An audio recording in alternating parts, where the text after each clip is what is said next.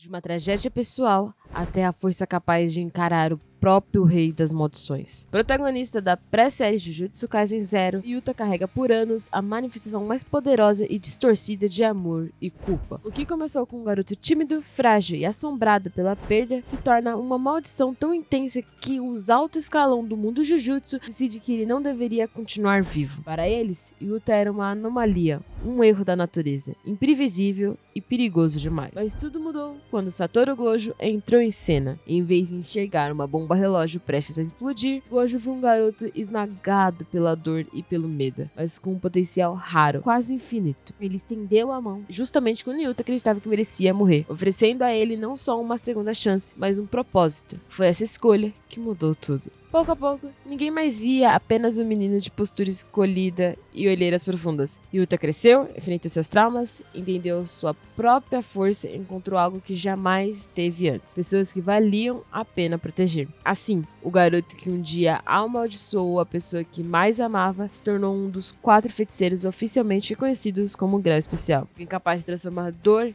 em poder e amor em determinação. Essa é a história de Yuta Okkotsu, menino que fez de uma maldição o início de tudo. Se prepare, já deixa um like, compartilha com quem também é fã do Yuta e vamos lá porque eu vou começar desde o começo. A pergunta que começa é: quem é Yuta Okkotsu?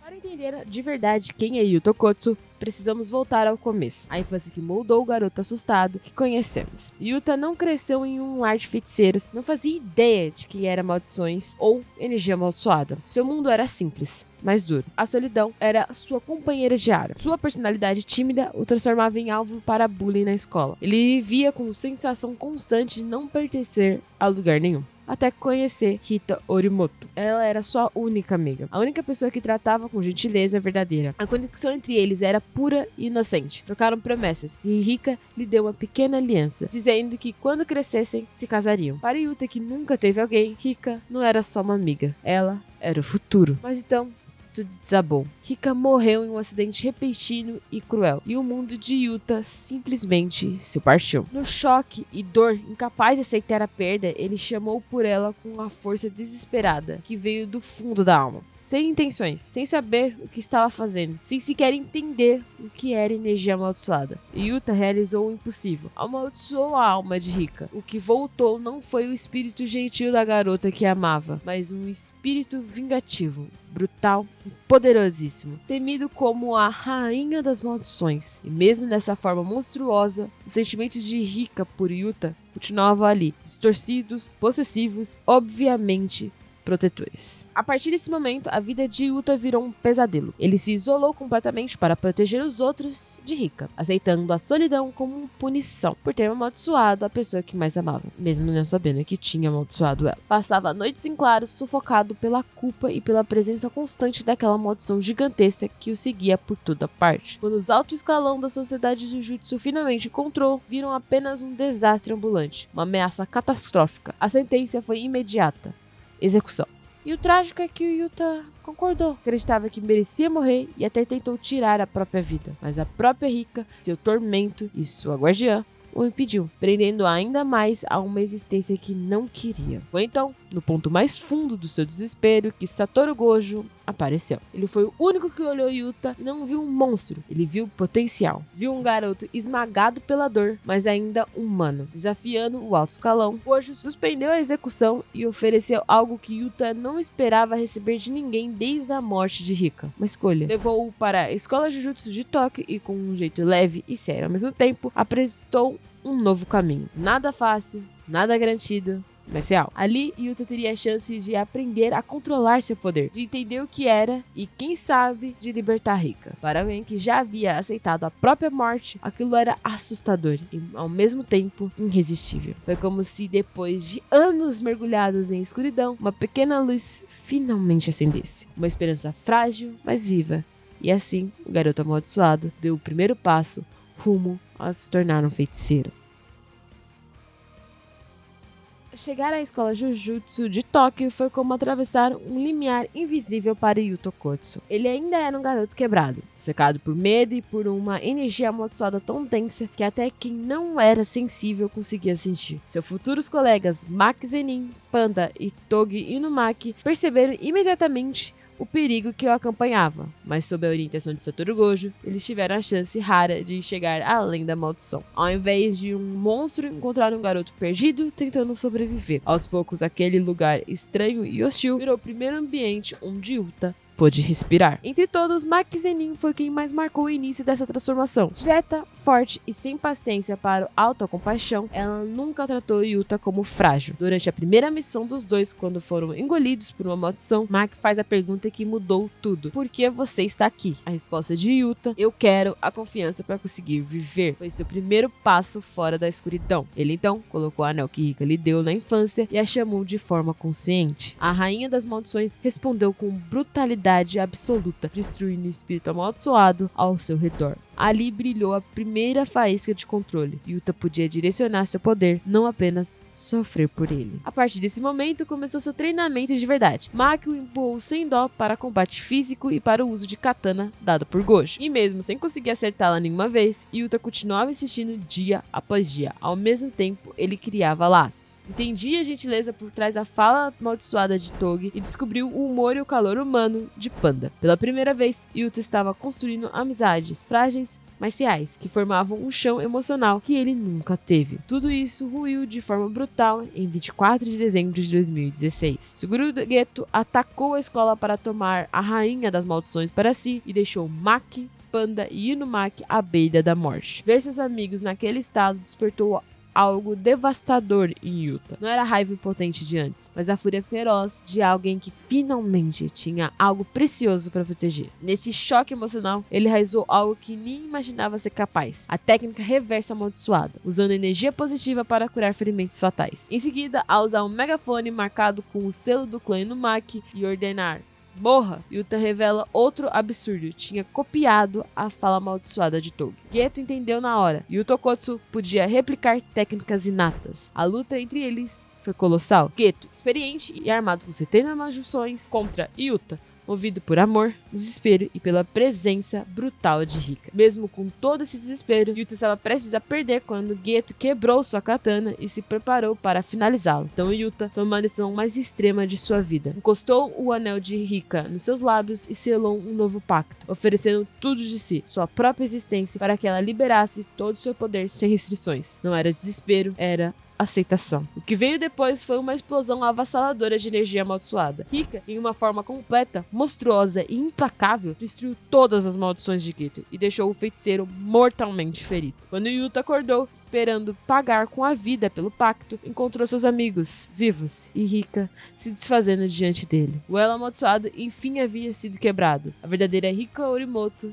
estava livre. Foi nesse momento que Gojo revelou a verdade. Todo aquele poder absurdo, a capacidade de criar uma maldição de grau especial, a energia quase infinita, o talento para copiar técnicas, não vinha de Rika, vinha dele. Yu Tokotsu é descendente de Michizane Sugawara, um dos 3 espíritos vingativos e um dos maiores feiticeiros da história, o mesmo ancestral do clã Gojo. Rika foi apenas uma trágica primeira manifestação. Entre alívio e dor, Yuta pode finalmente se despedir da verdadeira Rika. A maldição tinha terminado, mas sua jornada como feiticeiro apenas começava. Ele perdeu o fardo que esmagava, mas ganhou a consciência de seu próprio poder e um motivo concreto para usá-lo: proteger aqueles que lhe deram um lugar no mundo. Naquela noite, a criança amaldiçoada morreu e em seu lugar nasceu um feiticeiro de grau especial.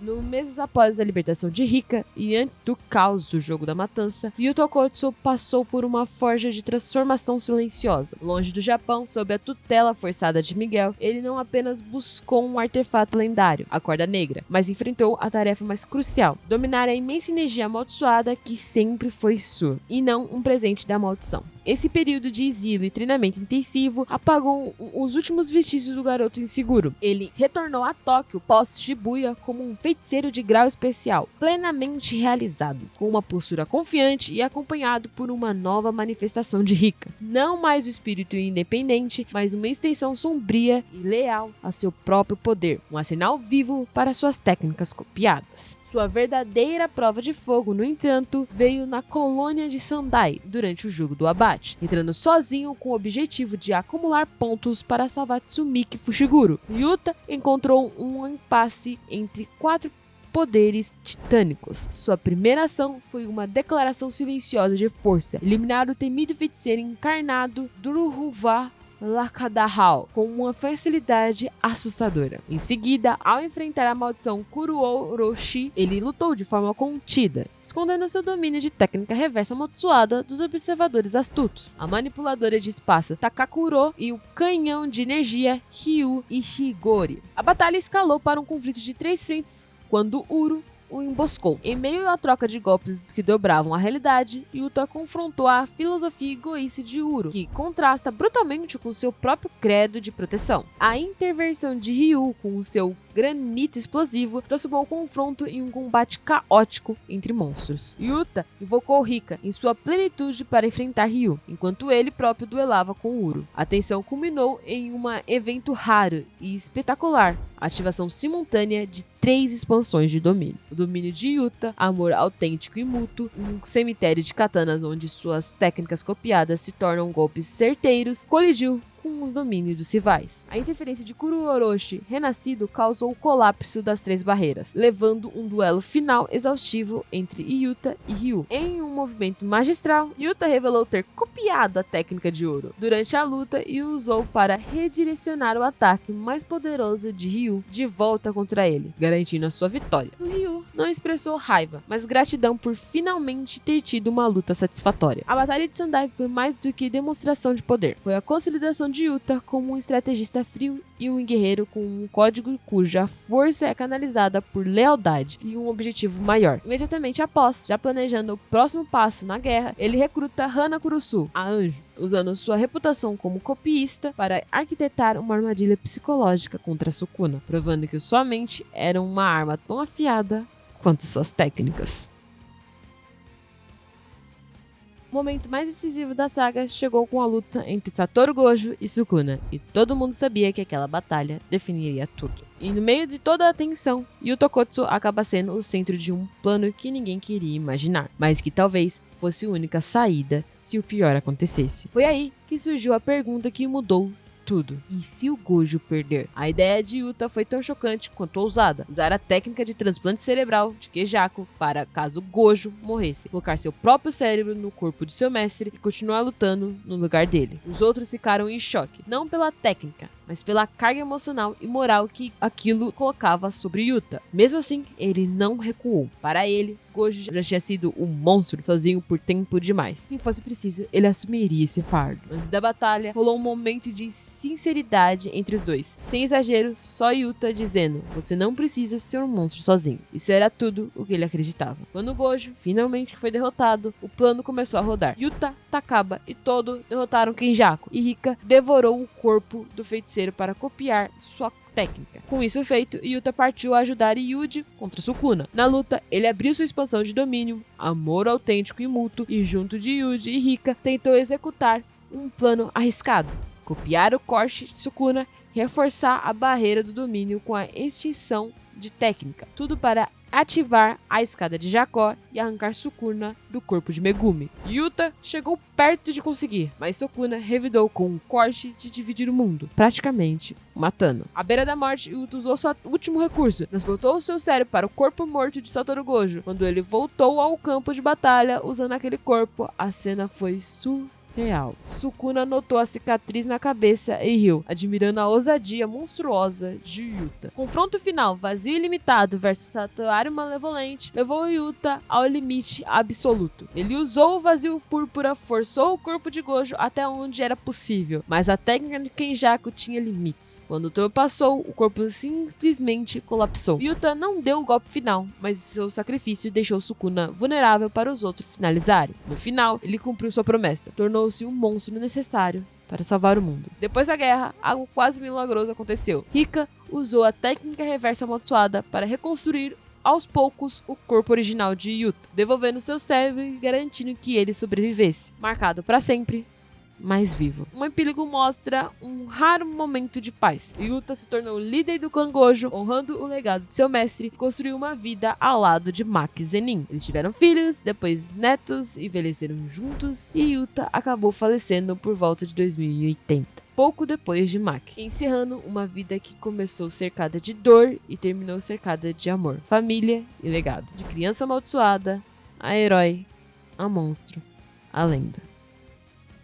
O legado de Yu Tokkotsu vai muito além de lutas épicas e título de grau especial. Nas pequenas curiosidades sobre ele, dá pra sentir o eco daquele garoto quieto que nunca desapareceu totalmente. Mesmo depois de virar uma lenda, ele gostava de algo simples como repolho temperado com sal e óleo de gergelim, e detestava partes gordurosas de carne. Detalhes bobos, mas que aproximam ele da gente. Entre seus maiores motivos de estresse, havia um registro curioso e quase doloroso: não poder encostar nos seus colegas de classe. É um reflexo direto do seu passado. Alguém que passou anos sem ninguém e que, ao finalmente ter amigos, tinha medo de perdê-los de novo. Até seu nome parece carregar simbolismo. Yuta é escrito com os caracteres para ansiedade e grande. Soa quase como um presságio do peso emocional que ele carrega durante a vida. Okkotsu, por outro lado, remete a osso e segundo, como se fosse a estrutura rígida que precisa sustentar alguém e destinado a atravessar tormentas. Ironicamente, o garoto com ansiedade no nome se tornaria uma das forças mais temidas e respeitadas do mundo Jujutsu. Não é à toa que ele aparece na capa de 2 volumes do mangá: o volume 0, que consta a sua origem, e o volume 28, que marca o retorno esmagador durante o jogo do abate. Poucos personagens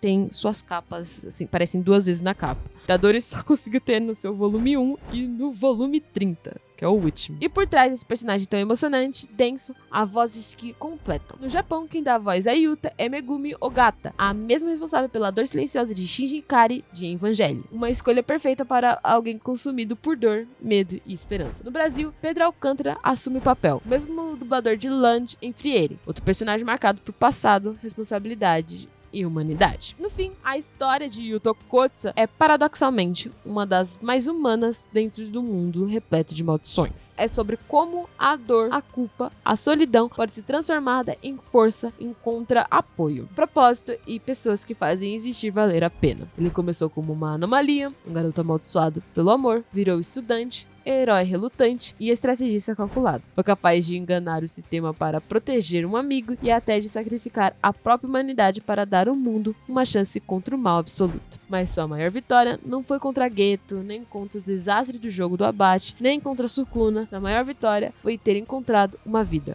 longa ao lado de Maki, alguém que entendia de verdade, uma vida com filhos, netos e tranquilidade. O menino amaldiçoado terminou seus dias abençoado pelo amor. Yuta não se tornou o próximo Gojo. Ele se tornou algo único, a prova de que até das nossas próprias maldições podemos renascer e reconstruir um legado de proteção, amor e paz conquistada com muito, muito esforço. Tchau!